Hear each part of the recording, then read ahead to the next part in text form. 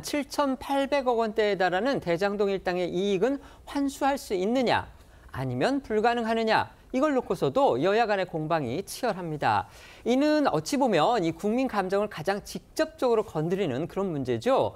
그래서 그런지 여야는요, 인신공격성의 험한 말도 서슴지 않고 있습니다. 어제 정성호 법무부 장관 그리고 여당은 민사소송으로도 환수가 가능하다 이렇게 반박을 했습니다. 하지만 법조계에서는요, 사실상 환수는 물 건너갔다 이런 해석이 우세하다고 여러 언론들이 지금 보도하고 있습니다. 특히 야당에서는요, 여권의 주장을 아예 대국민 사기다 이렇게 몰아세우고 있는데요. 자세한 내용 알아보겠습니다. 검찰은 대장동 일당에게 7,815억 원이 넘는 이 추징금을 구형했고 1심 법원은 이 김만배 씨 등에게 473억 원만을 인정을 했습니다. 그러니까 검찰이 구형한 액수의 약 93.9%가 인정되지 않은 것이고 이제 남은 7,800억 원의 운명은 어떻게 되는지가 주목되고 있는 이유입니다. 어제 전해드렸듯 야당은 이 돈을 대장동 일당이 고스란히 챙기게 됐다며 이재명 대통령을 직접 겨냥해 윗선 개입 의혹을 제기하고 있고요.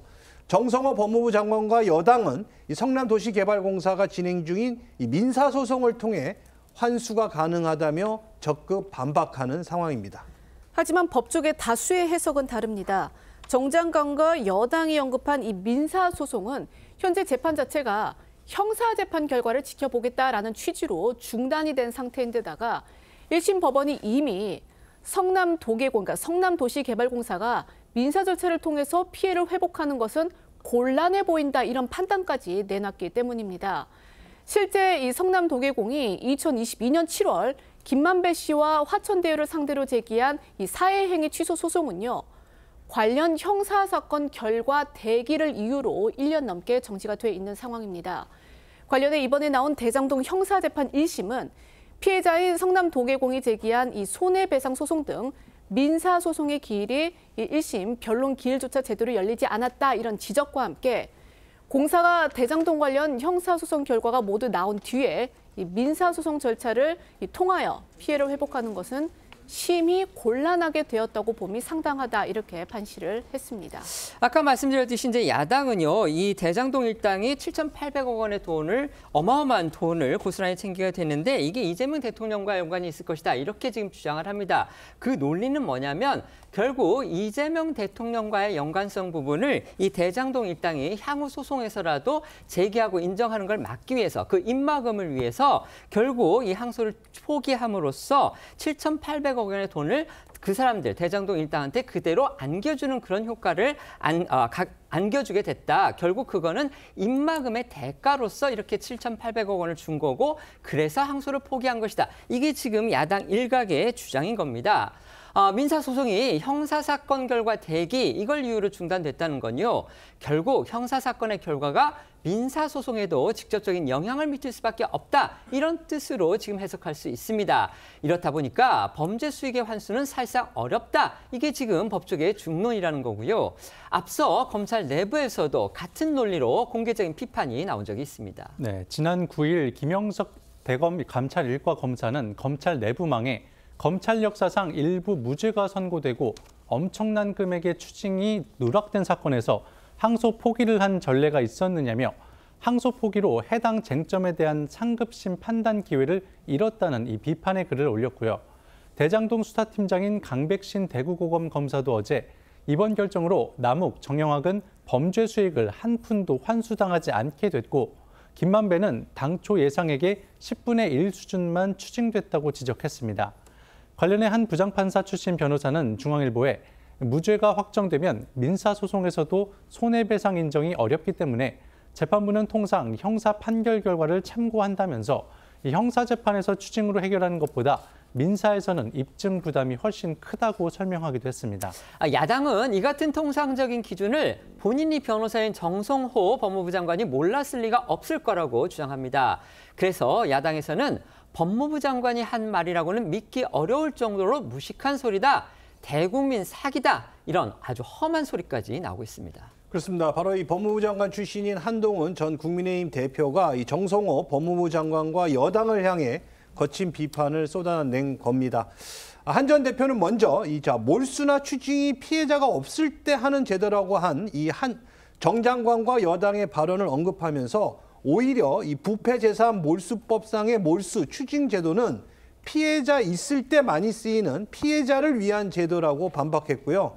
이어 국민 상대로 사기치는 겁니까? 아니면 무식해서 막 나가는 겁니까? 라고 덧붙였는데요. 관련 목소리들 잠시 듣고 오시죠.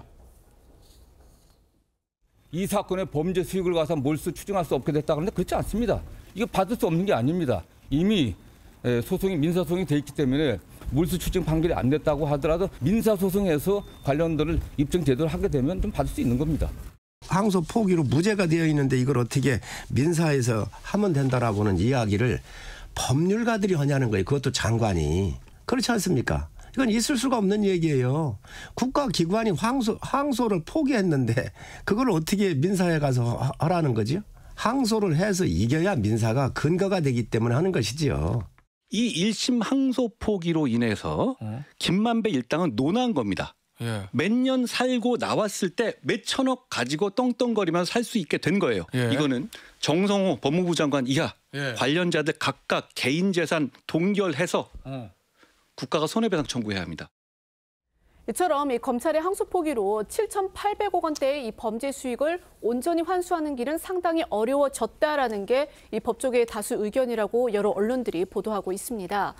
그리고 이를 지켜보는 이 정치권 안팎과 여론도 심상치 않은데요. 어제 진중권 광운대학교 이 특임 교수는 자신의 SNS에 이렇게 썼습니다. 김만배는 좋겠다. 몇 년만 더 살고 나오면 재벌이 되어 있을 텐데 라는 글을 올려서 이 검찰의 항소 포기를 비판을 했습니다. 특히 자신들이 가져가야 할 이익을 빼앗긴 거나 이 마찬가지인 이 대장동 주민들과 개발 전부터 살았던 원주민들의 원성이 커지고 있는데요. 이 대장동 주민들의 목소리와 어제 이 대장동 민간업자들을 상대로 민사소송을 제기하겠다고 밝힌 이 국민의힘 소속의 신상진 성남시장의 목소리도 이어서 들어보시겠습니다. 뭐가 잘못된 거예요? 해줄 수 있는 걸 안 해주는 거 아니에요? 검찰은 말만 검찰이지 뭐 하는 거예요 도대체? 그냥 뭐 허탈하죠. 무슨 도둑 맞은 기분? 아니면은 누구한테 그냥 사기 맞은 그런 기분이죠. 손해배상 청구 민사소송을 진행할 계획입니다. 시민에게 손해배상이 돌아오지 못한다는 그런 문제에 대해서 저희는 강력히 항의하고 국민의힘은 그야말로 총공세에 나선 모습입니다. 오늘 오전에는요, 장동혁 대표하고 40여 명의 의원들이 서초동 대검찰청 앞에서 규탄 대회를 열었습니다. 네, 국민의힘은 이번 사태의 배후를 이재명 대통령으로 지목하면서 반발하고 있습니다. 오늘 오전 대검찰청 앞에서 규탄 대회를 연 국민의힘은 최대 최악 비리 대장동 범죄, 검찰 항소를 멈추게 한 거대악 누구입니까? 라는 현수막을 들고 항소 포기, 국민우롱, 방탄 정권 규탄한다 등의 구호를 연호했고요. 장동혁 대표는 이 대통령의 탄핵까지 직접 주장하면서 공세 수위를 최고조로 끌어올렸습니다. 국민의힘은 또 연가를 내고 출근하지 않은 노만석 검찰총장 대행과 박철우 대검 반부장과의 면담도 추진했지만 성사되지는 않았습니다. 오후에는 정성호 법무부 장관을 면담을 하기 위해서 법무부를 방문할 예정이라고 밝혔는데요. 오전 대검 앞 상황 영상으로 보고 오시죠. 지금 엉망으로 망가지는 대한민국을 구하는 방법은 딱 하나입니다. 이재명을 대통령의 자리에서 내려오게 하는 것뿐입니다. 막지 말고 비키세요. 왜 당당하게 면담을 못해요? 왜 막는 거야? 노만석 도망갔습니까? 노만석 나와라! 노만석 나와라! 아니, 고비를 왜 막는 거예요? 이유를 내세요. 사무실을 들어가는 게 아니잖아요. 항소 포기 왜 막은 거야? 항소! 국민이 왜 검찰청을 못 들어갑니까? 아니, 이런 자신도 없으면 항소를 포기했어요? 누가 여기 막으라고 했어요? 취재한 사람이 문 여세요! 누가 어떤 이유로 못 들어오게 했는지를 설명을 해주세요. 사표 내고 집에 가라! 민주당은 이번 사태를 친윤 검사들의 항명으로 규정을 하고서 역공에 나서고 있습니다. 하지만 진보 성향의 정의당마저도 이 검찰의 항소 포기를 납득하기 어렵고 현 정부가 중립을 지키지 않았다, 이런 비판 논평을 내놨습니다. 네, 어제 정의당은 이 검찰의 항소 포기와 관련해 정치검찰 청산을 명분으로 검찰 개혁을 강력하게 추진하는 이재명 정부가 도리어 앞장서서 검찰을 정치화했다고 비판했습니다. 또 대검의 이 항소 여부를 신중하게 판단하라고 지시를 한 정성호 법무부 장관을 향해서도 권력의 향배에 따라서 수사 의지가 달라지는 이 정치 검찰의 망령을 법무부 장관이 다시 불러일으켰다고 질타했습니다. 마지막으로 지금이라도 대장동 일당의 불법 수익을 환수하고 실체적 지시를 규명할 방안을 찾아야 한다고 강조했습니다.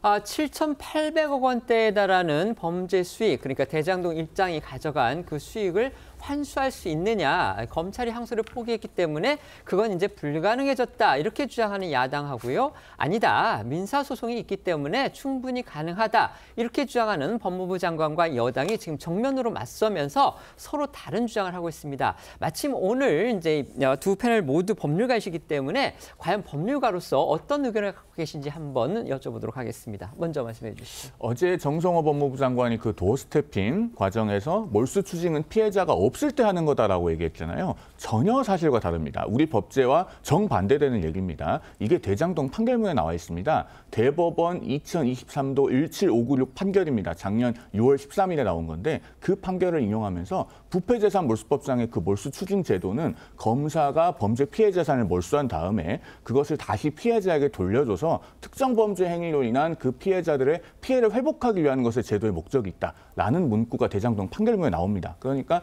정성호 장관은 그 판결문도 제대로 읽어보지 않은 것이죠. 왜 지금 야권에서 이 항소 포기로 인해서 앞으로 범죄 피해 회복이 어려워졌다라고 지탄하는가 하면 지금 여당에서는 추징 보전으로 묶어놨다고 주장합니다. 그러나 항소를 포기했기 때문에 이제 김만배 씨의 추징금은 더 올라갈 수가 없어요. 그러니까 나머지 부분에 대해서는 추징 보전을 풀어줘야 됩니다. 그다음에 민사소송에서 성남도시개발공사를 대리하는 변호사가 정말 유능하고 성실해서 손해액을 원단위까지 다 입증해서 승소했다고 가정하더라도 그걸 결국 돈을 받아내야 승소가 의미가 있지 않겠습니까? 그 범죄자들의 은닉 재산을 일개 도시개발공사가 다 찾아내서 환수하는 것이 극히 어렵습니다. 그런데 이게 추징금이 되면 대검찰청에 범죄수익 환수과라고 부서가 따로 있습니다. 지금 37기 부장검사가 거기를 맡고 있을 텐데 그렇게 국가공권력을 동원해서 다 찾아내서 환수를 할 수 있습니다. 그 차이가 매우 크다는 점을 우리가 놓쳐서는 안 됩니다. 네. 그 부패재산 몰수법의 그 법리를 체계적으로 정성호 장관이 설명한 겁니다. 원래 몰수 추징은 국고 기소기 원칙입니다. 그리고 몰수 추징은 형법 개별 조항에 이 범죄로 인한 수익은 몰수 추징할 수 있다라고 정해져 있는 경우에 가능합니다. 그런데 배임죄 같이 이 공백이 있는 부분이 있습니다. 배임죄는 몰수 추징 규정이 없기 때문에 그래서 부패재산 몰수법이란 특례법을 만들어서 적용해 오고 있는 거고요. 원칙적으로 몰수 추징은 피해자와 관련 없이 몰수 추징한다고 부패재산 돼 있습니다. 그런데 6조 1항에서 예외적 규정으로 가 있습니다. 범죄 피해 재산으로 확정할 수 있는 것은 몰수 추징할 수 있고 그걸 피해자한테 환부한다는 겁니다. 당초 원칙 국고기석에서 직접 피해자 환부를 위해서 이 제도, 이 법제가 이렇게 규정이 돼 있는 걸 정성호 장관이 설명을 한 거고요. 1심과 민사 관련해서 일단 왜 추징금이 470억밖에 안 됐느냐. 검사의 기소가 문제가 있었던 거죠. 7,800 범죄 수익이 있다고 해서 무조건 다 추징되는 게 아닙니다. 그 법리 판례나 이런 거 확립된 판례는 검찰이 몰랐을까요? 그리고 형사사건에서 1심이 끝났습니다. 업무상 배임, 횡령, 주요 범죄사실 다 유죄로 나왔고요. 그러면 민사소송에서 불법행위의 입증이 상당히 된 겁니다. 그러면 손해액을 입증하고 손해와 인과관계를 입증하면 됩니다. 1심 판결이 형사가 끝났기 때문에 민사소송 재개가 될 겁니다. 이걸 기다려준 거고요. 그래서 민사소송을 통해서 충분히 뭐 전액은 아닐지라도 범죄 피해액의 상당액을 회복할 수 있다. 일반적인 기본적인 법리를 설명하고 있는 겁니다. 알겠습니다.